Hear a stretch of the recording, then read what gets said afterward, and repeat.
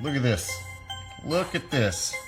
People actually believe that there is a car floating around out in space. Well, I think it looks so ridiculous and impossible. And you can tell it's real because it looks so fake, honestly. Like, we'd have way better CGI if it was fake. This is live on the air, okay? I'm going to zoom in on the Earth in Photoshop. You see the Earth? Okay, I'm going to go to Image, Adjust, Levels, and I'm going to bring the levels up. Uh-oh. What is that? Why is there a square box around the Earth?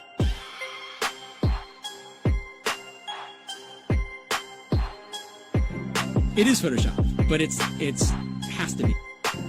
It is Photoshop, but it's has to be. It is the world that has been pulled over your eyes to blind you from the truth. What truth? That you are a slave, Neo.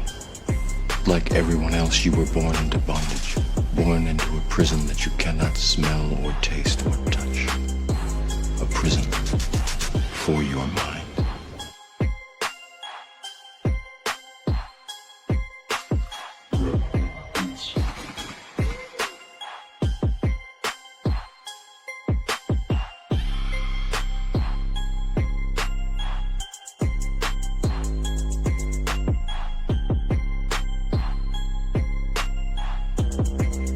So let's use this model of the Earth.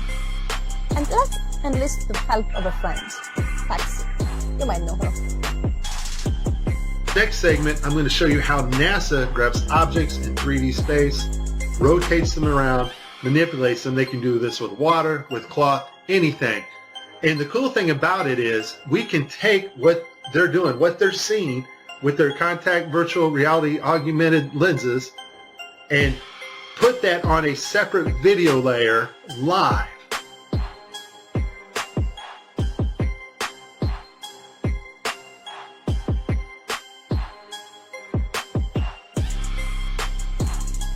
Okay, I have a lot of Tim Peak screw-ups, but this one here, the system glitches, the software does not track his hand properly, and Tim slips his hand underneath his other fingers, which is tightly holding onto the mic, which would be impossible.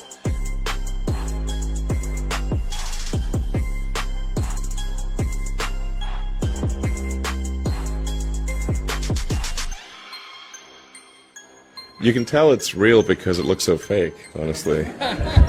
Like, we'd have way better CGI if it was fake.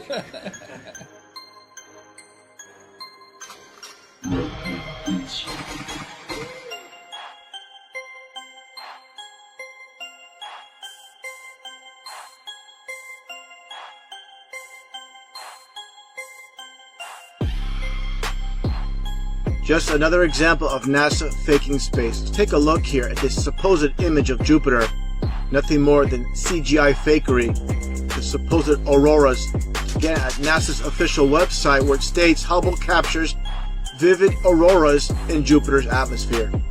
Here's the problem. The date of June 30th, 2016. Now take a look at this. Another so-called official image of Jupiter. This one's from back in 2014. You see the problem here? Now let's take a closer look at the supposed two images provided from NASA of Jupiter. All the clouds are in the same exact position. Here's a side-by-side. People can't see what's taking place here with NASA. Nothing more than fakery. I mean, give me a break. This is a complete insult. If you have a brain in your head.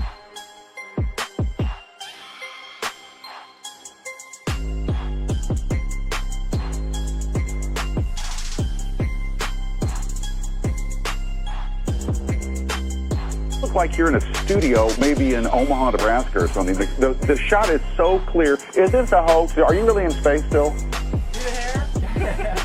I don't know. We're going to have to do something for you. I want to do it. I know. Oh, yeah, I can do that. Watch this. Is this a hoax? Are you really in space still?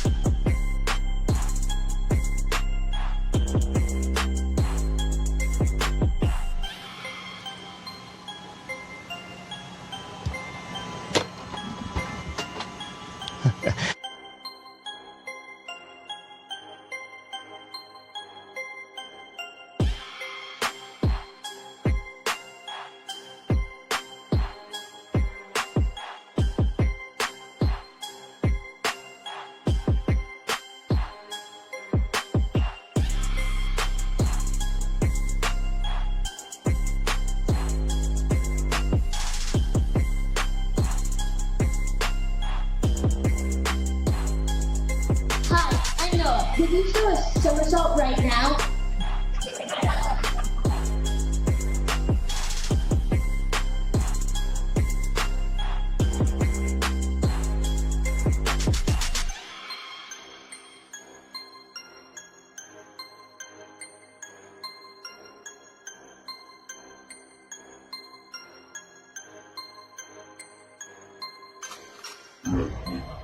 Is this a hoax? Are you really in space still? See the hair? See the hair? And they just start making stuff up. Yeah. Like that Neil Armstrong guy. Have you seen him on the talk shows? Neil Armstrong, you mean the first man to walk on the moon? Talk about a fish story. Yeah. Man, and they're buying it. Oh, yeah.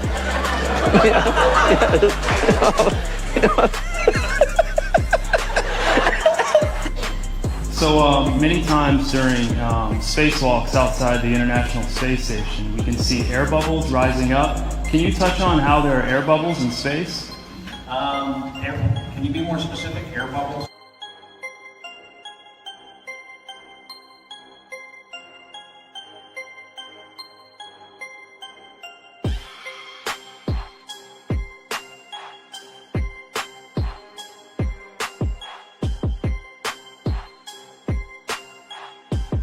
So yeah, like a lot of times during the footage, the NASA footage, you can see bubbles coming up out of the helmets or kind of from underneath you. How do you explain bubbles in space? Yeah, I'm not sure exactly what you're talking about. Now sometimes you get water in the helmet, and it comes. It's either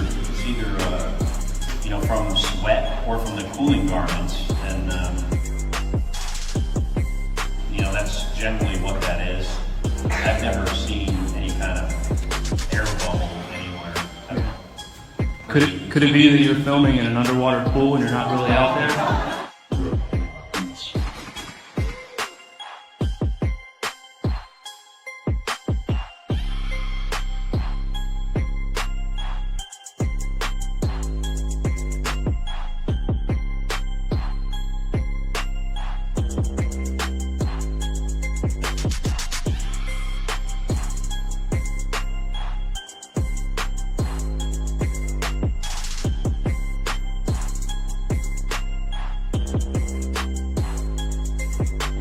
Let me tell you why you're here. You're here because you know something. What you know you can't explain, but you feel it. You felt it your entire life, that there's something wrong with the world. You don't know what it is, but it's there, like a splinter in your mind, driving you mad. You're a coward and a liar and a thief.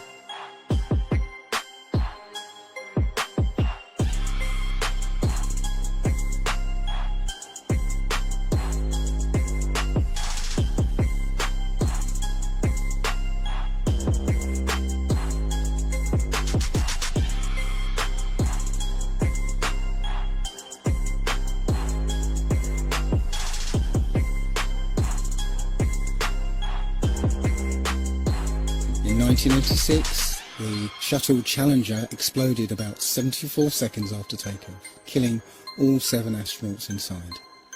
Or did it? It turns out that 6 of the 7 are still alive and kicking today. Ellison Onizuka claims to be his identical twin brother, Claude. Yeah, I've got an identical twin brother, Claude, too. The Challenger pilot, Mickey Smith, hasn't even bothered changing his name. He's now Professor Michael J. Smith of University of Wisconsin. Now, Krista McAuliffe was a bit of a sneaky one. She was the Challenger payload specialist, quite famous for being a teacher. It turns out during her astronaut days she was using her middle name, Krista, and now she goes by her first name, Sharon.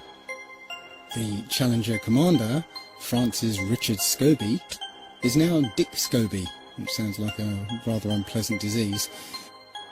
Judith Resnick, the Challenger mission specialist, again hasn't even bothered changing her name. She's a professor at Yale Law. And finally, Ronald McNair, another Challenger mission specialist, claims to be his identical twin brother, Carl McNair.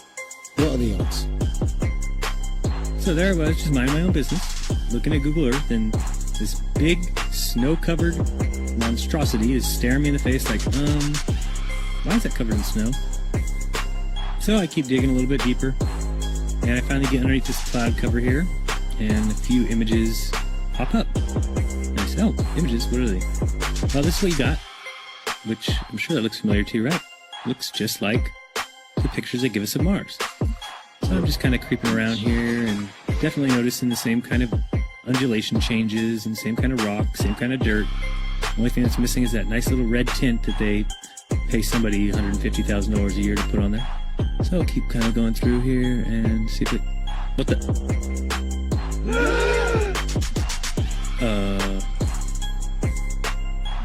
Yeah. So, we got another truck. Oh yeah, it says NASA. What's that say?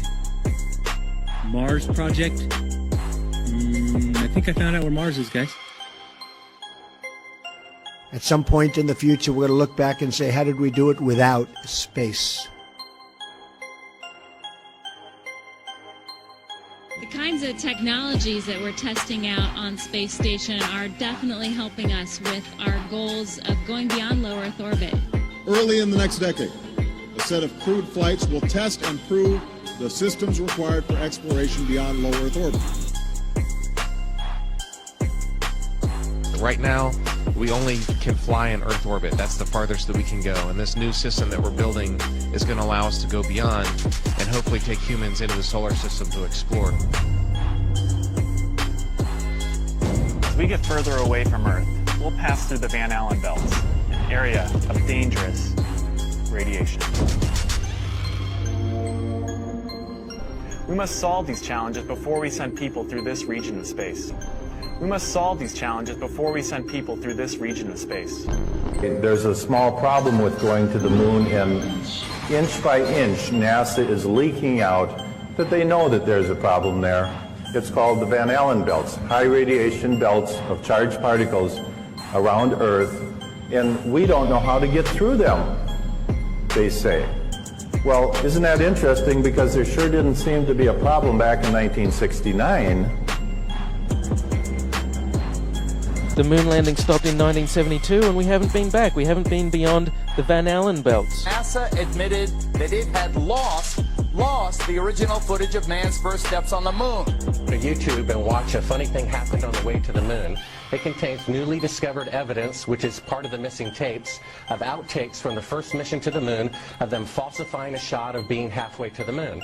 For NASA to come out and say that all the tapes were erased, I mean, it's incredible. Geraldo, this isn't just one tape. This is reams of tape labeled Apollo 11 moon landing. Someone had to physically go and erase it.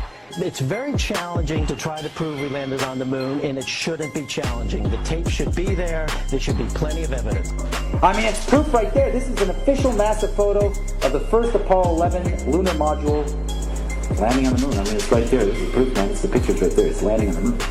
But the only problem I have with this picture is that it's taken from the moon.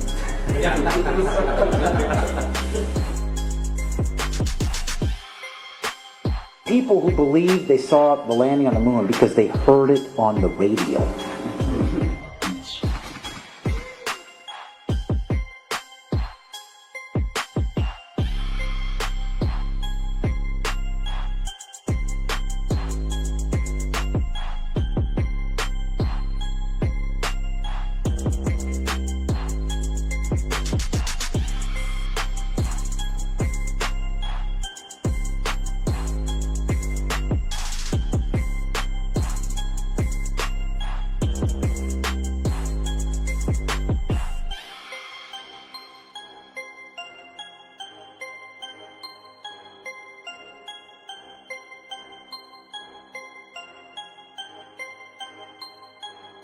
This is a picture of the INSAT actually being deployed from the spacecraft. Did you see it in the background? There was a guy in the background, man. I'm not kidding you. You can't deny that that's someone in the background. There's a guy moving in the background.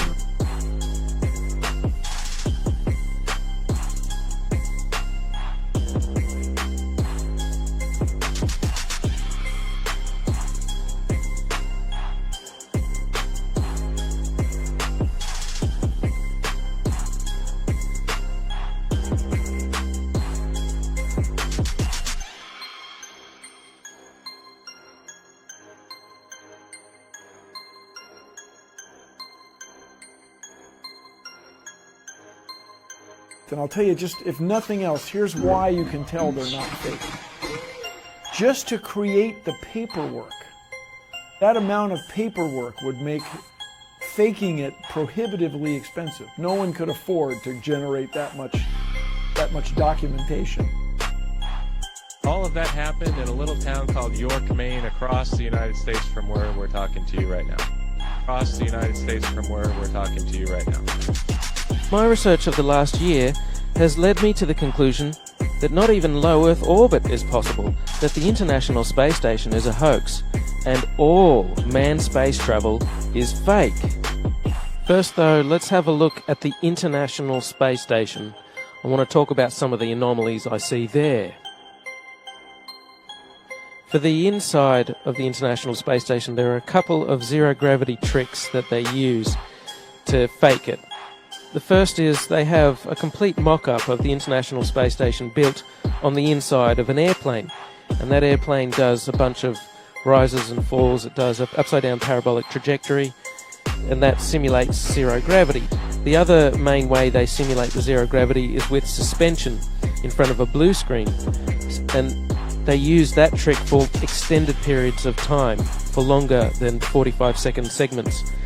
But they can't move around as much. They can't do the acrobatic flips and rolls in the extended mode.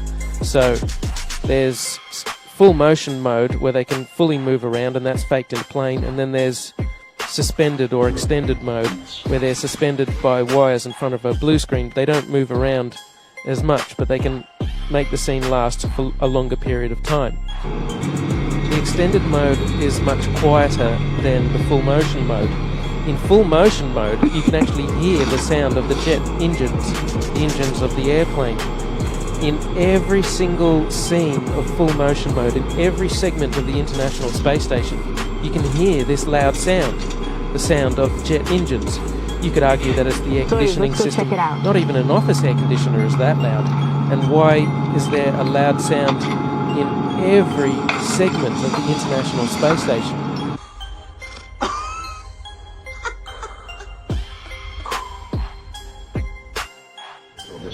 Mr. Armstrong, Bart Sibrel, ABC Digital. Wanted to give you the opportunity to swear on the Bible that you walked on the moon. Will you put your left hand on the Bible and swear to God that you walked on the moon? You have $5,000 cash. You can give it to charity if you swear on the Bible that you walked on the moon. Please I have the tape. It'd be fine. Why don't you swear to... Why not? Why won't you do it?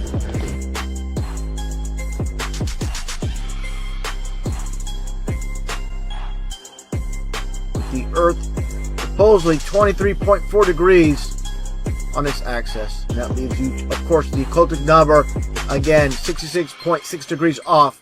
Well, Earth is supposedly orbiting around the Sun at 66,600 miles an hour.